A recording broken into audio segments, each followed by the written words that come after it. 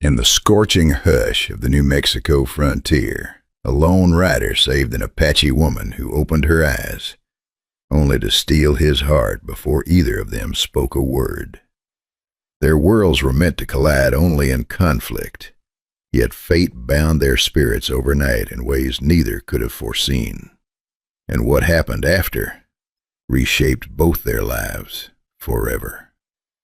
Before we ride into this tale, my friend, take a breath, settle into your seat, and if you enjoy powerful frontier love stories, please like this video, subscribe, and share it. It helps the channel more than you know. Also, tell me in the comments, where are you watching from, and what time is it there right now? I genuinely love to know. Now, let's begin. The evening sky over Dust Ridge Basin, 1887, carried a fierce stillness, the kind that made even seasoned riders slow their pace. Calder Brooks, a quiet cowboy known more for his miles than his words, had been traveling the lonely trail all afternoon. His horse moved with familiar rhythm, hooves tapping the hard-packed earth like an old friend humming a tune. Calder wasn't expecting trouble. Not that night. Not on that trail. But fate had a way of arriving when a man least expected it. At first, he saw nothing more than a crumpled shape, maybe a ragged tarp or a pile of old cloth tossed by the wind. But something about it held his eye. Some instinct rose in him, sharp and warning. He tugged on the reins, guiding his horse closer. As the distance closed, dread crept into his chest. It wasn't cloth. It wasn't debris. It was a body, motionless, fragile against the vast emptiness. Calder's stomach tightened. No one collapsed in this desert and survived long. Not with the heat tearing moisture from the bones. Not with nightfall dropping the temperature like a blade. He swung off his horse before its gait fully stopped, boots sinking into the powdered dust. The closer he stepped, the clearer the form became. Tattered clothing, sunburnt skin, faint streaks of dried blood across her fingers like she'd clawed her way through something terrible. She was young, but her age wasn't what hit him hardest. It was the fragile, barely there rise of her chest, breathing that sounded softer than a dying ember. Calder knelt, his shadow falling over her like a shield against the sinking sun. He didn't think about who she might belong to. Didn't think about the danger of being found with her. Didn't think about the bitter history between settlers and Apache families. All he saw was a life trying desperately to hold on. He uncapped his canteen and pressed it to her cracked lips. A single droplet touched her mouth. Her throat twitched, weak, but she swallowed.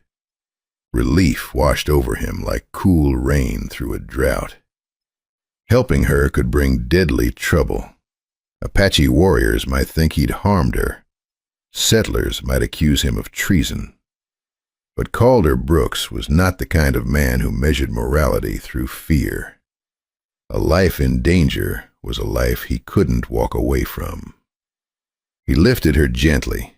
She weighed almost nothing, like she had been starved, chased, pushed past human limits. Carefully, he secured her on his horse, adjusting his gear to cradle her safely. Then he turned toward his camp, a hidden nook near a jagged ridge of stone where he often rested between long rides. Night in the desert fell quick and merciless. One moment there was heat, the next a cold so sharp it could crack bones. Calder rode fast, checking her breathing every few heartbeats. When he reached camp, the horizon glowed deep purple. He lowered her onto his bedroll, lit a fire, and heated water to tend to her wounds. Some cuts were fresh, thin slashes along her arms. Others, deeper bruises and scrapes, looked older, signs of days spent running. He cleaned each wound with slow patience, touching only where necessary. This wasn't just medical care. It was restoring dignity to a person the world had nearly discarded. The fire crackled softly, casting warm light over her silent frame.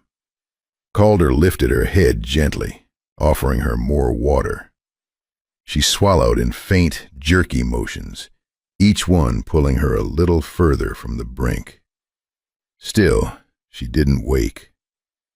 Calder leaned against a rock, rifle at his side, eyes watching the darkness with the practiced alertness of a man who had seen night ambushes before. Coyotes prowled for anything helpless. Bandits hunted in silence. And whoever had driven this young woman to collapse might return. Hours passed.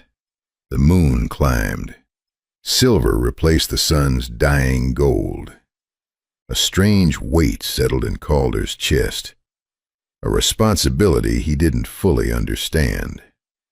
He didn't know her name, didn't know her story, but something within him tightened at the thought of harm coming to her. Calder had lived alone for years, trusted no one but his horse and the trail. But that night, he guarded a stranger with a loyalty he hadn't felt in a long time. She stirred occasionally, flinching at shadows and dreams he couldn't see. Her fingers trembled, gripping the blanket he'd tucked around her. Calder whispered soft words, gentle nonsense meant only to soothe. Her presence stirred memories he had buried, family he lost, promises he had once made, emotional wounds deeper than any scar on his skin. But destiny doesn't ask permission. It simply arrives. By the time dawn began to brush lightly across the canyon, Calder's eyes had grown heavy, yet he stayed awake. Light slowly crept over the rocky ridges, falling across her bruised features. Her lashes twitched. Calder's breath caught. Then her eyes opened, dark, steady, uncertain, alive. For a moment she simply stared, confused, trying to make sense of the camp, the fire, the stranger at her side. Calder felt something shift deep inside him, something he hadn't felt in years. A pull, a spark he couldn't explain. She attempted to push herself upright, but winced, pain flashing across her face. Calder lifted his hand slowly, showing he meant no harm, then helped her sit without placing a demanding touch. "You're safe," he said softly. "Found you on the trail. You were barely breathing." She blinked, her gaze guarded. Fear and strength battled quietly inside her eyes. But beneath that, something else flickered. A foundation of courage, thin but unbroken. Finally, her lips parted. A name escaped in a faint whisper. "Atsaya." Calder repeated it softly, making sure he'd heard right. The way her eyes softened told him he had. She glanced at her bandages, at the fire, then back at him, measuring his intentions with a survivor's precision. Calder introduced himself. Her eyes studied him, then softened.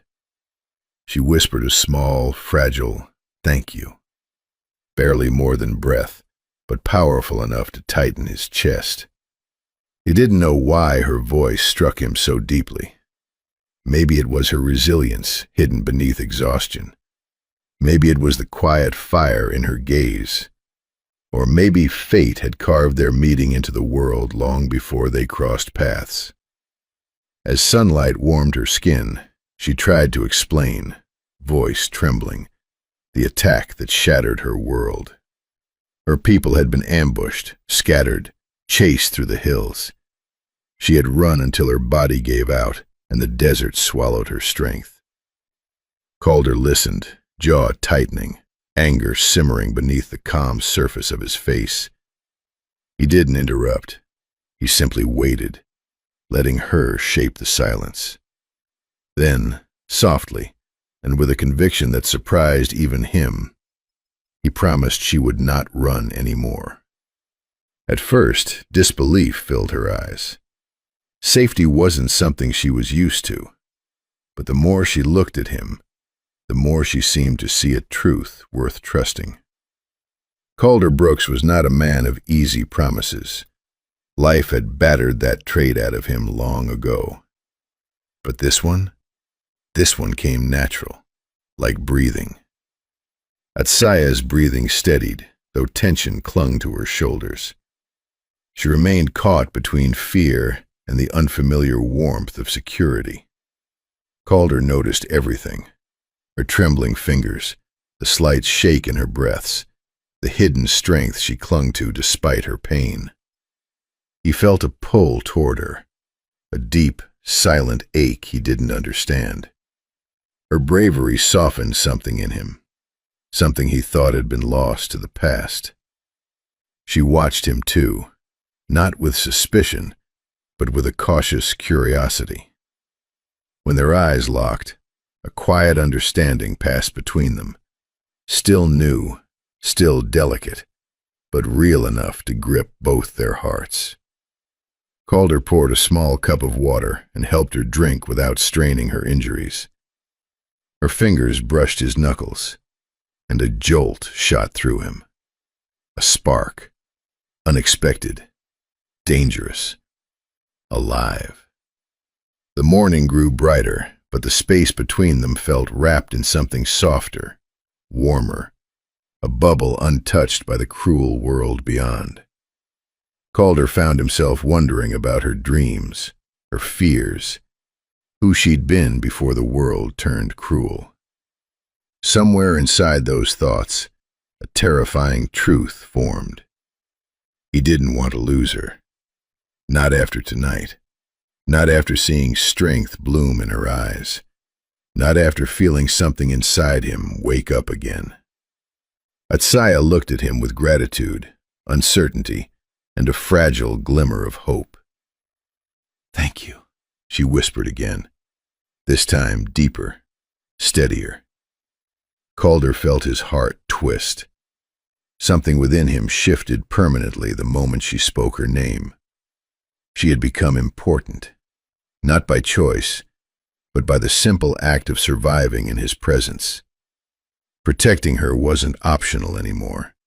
It felt carved into his soul. The desert had brought them together by chance, but destiny never worked by chance. As a breeze carried the scent of morning sage across Dust Ridge Basin, Calder felt truth settle deep within him.